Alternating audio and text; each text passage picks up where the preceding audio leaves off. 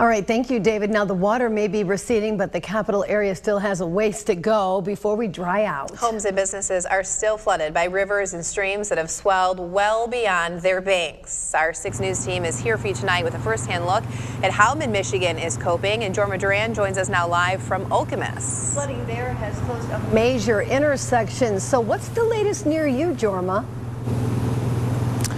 Well, the latest is still a watery mess. This has been quite the scene here at the intersection of Grand River and Okemos. It's been a major issue because people have been ignoring the road closure signs, and it's been a problem for not only police, but for businesses and motorists as well.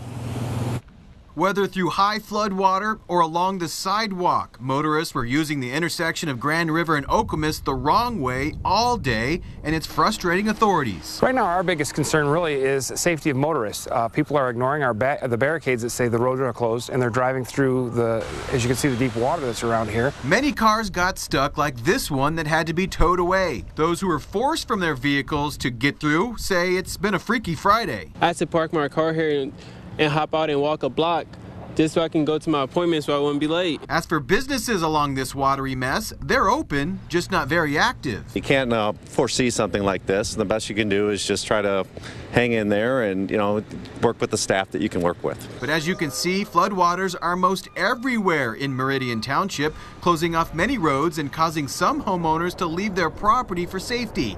And because all this water has yet to recede, authorities say there's no real guess to how bad the damage is, especially since they're still receiving reports of flooded properties. It's a waiting game. When the water goes down, then we can start really getting a feel for what's happened, what kind of damage we're looking at, and then get people back in their homes and hopefully businesses back up and running at full capacity.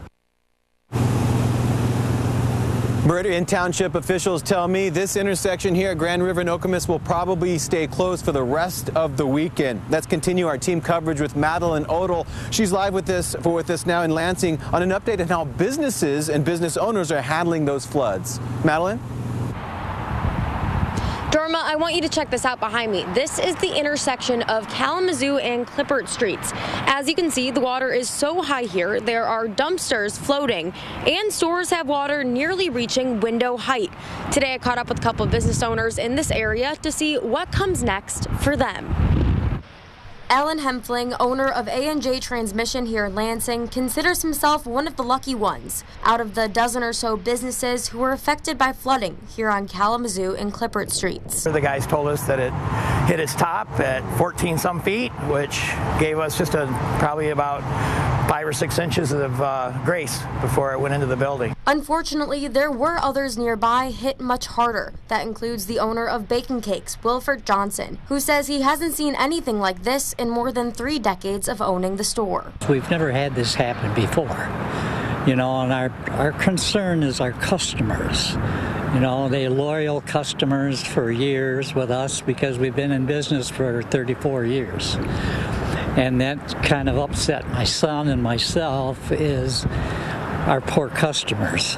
Those who managed to make it out on the other side okay say their focus is now on those who need the help the most. We feel very fortunate to be able to not have to go into a long-term delay of work. So, my thoughts are really more with the other people that have, much bigger problem to deal with than we ended up with.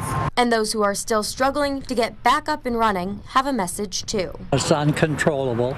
We have no control over it.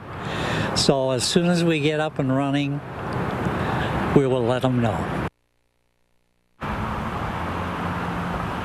Johnson says the next step for many of these businesses that have water in them is obviously to wait for the flooding to go down. Then they'll need to go through steps with the proper state and local agencies to make sure they are in compliance. And then they can open back up. Here for you in Lansing, Madeline Odell, 6 News. Thank you for that, Madeline. Well, the flooding has also forced many people from their homes and into temporary shelters. Our Alicia Bergio spoke with Lansing officials today to find out how you can volunteer. Alicia, what'd you learn? Sherry, Lauren, officials with Lansing tell me the need for volunteers is at an all-time high. In fact, the city just put in a call for volunteers to help tomorrow. Groups will be doing some surveying of homes to assess the damage, and once the water subsides, officials will also be doing some cleanup. Tomorrow's volunteer effort will be happening from 10 until noon. Groups will meet at the Allen Neighborhood Center. But in order to participate, you'll need to sign up beforehand so city officials can do a background check. You can head on over to lansingmi.gov/news. There you'll find a link for signupgenius.com where you can sign up. I work in neighborhoods and citizen engagement, so I see our citizens helping each other all the time. Yes, it is increased during an emergency, but we have connected neighborhoods in the city of Lansing. We have people that truly care for each other, certainly know each other, and in good times celebrate together, and in times like this really come out and help each other out.